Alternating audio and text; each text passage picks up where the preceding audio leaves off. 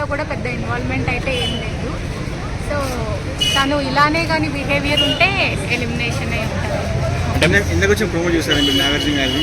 యష్మిని ఈ రోజు అయితే ఇంకా యష్మిని ఆయన చీఫ్ నుంచి తొలగించారు, తీసేసారు. అది కరెక్ట్ అంటారు మరి?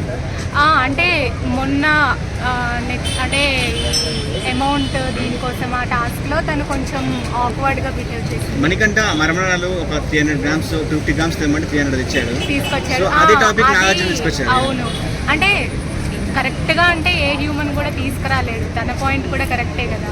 250 అంటే 250 తీసుకురావడానికి అతను ఏమైనా షాప్ కీపరా, వాళ్ళకే తెలీదు. సో అంత కరెక్ట్గా కాదు. దగ్గరికి అంటే ఆల్మోస్ట్ దగ్గరలోనే ఉన్నాడు, అది ఇవ్వాల్సింది పాయింట్. కానీ అక్కడ ఇవ్వకుండా కొంచెం ఆర్గ్యూ చేసింది, నా ఇష్టం అన్నట్టు చేసింది. సో అది కరెక్ట్ కాదు. సో ఆ టాపిక్ ఇవాళ నాగార్జున గారు ప్రోమోలో తీసుకొచ్చి ఆమె చీఫ్గా తొలగించారు. దానికి ఫేర్ అంటారు?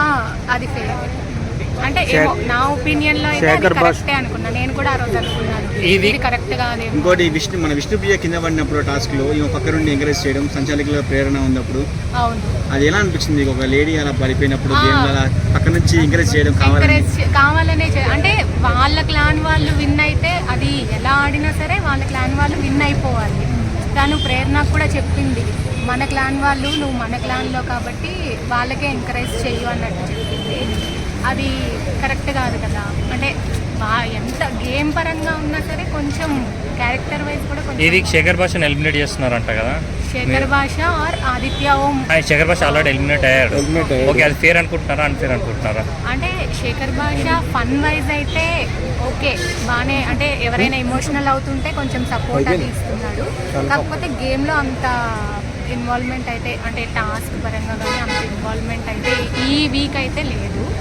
సో మరి శేఖర్ భాష ఫుల్ జోక్లు ఎంజాయ్ చేస్తారా లేకపోతే ఏంట్రా? ఒక్కొక్కసారి కొంచెం ఇది కూడా నవ్వాలా కొంచెం అన్నట్టు చేస్తున్నారు. పాత హీరో ఆదిత్య ఓం గురించి మీ అభిప్రాయం? లాహిరి హీరో అవును, కాకపోతే ఆదిత్య ఓంది పెద్దగా ఏం లేదు. ఈ 2 వీక్స్లో కూడా పెద్దగా అతను అంటే ఫస్ట్ వీక్ అయితే అస్సలు లేదు. సెకండ్ వీక్ నాగార్జున గారు చెప్పారు కాబట్టి ఏదో నామినేషన్స్లో కూడా కొంచెం హైలైట్ అవుదామని చెప్పి కొంచెం అలా వాదించారు, కానీ అంతగా ఏంటి అయితే అందరూ శేఖర్ భాష బదులు ఈయన నామినేట్ చేస్తారు. ఆదిత్య ఓమే ఎలిమినేట్ అవుతాడని నేను కూడా అనుకుంటున్నాను. ఎందుకంటే కంపారిటివ్లీ ఆదిత్య ఓంకి శేఖర్ భాషకి అయితే కొంచెం శేఖర్ భాషనే బెటర్ అనిపించింది. అంటే అన్ని విషయాల్లోనూ గేమ్ సంచాలక్ ఆదిత్య ఓంని అంతగా ఏం లేదు.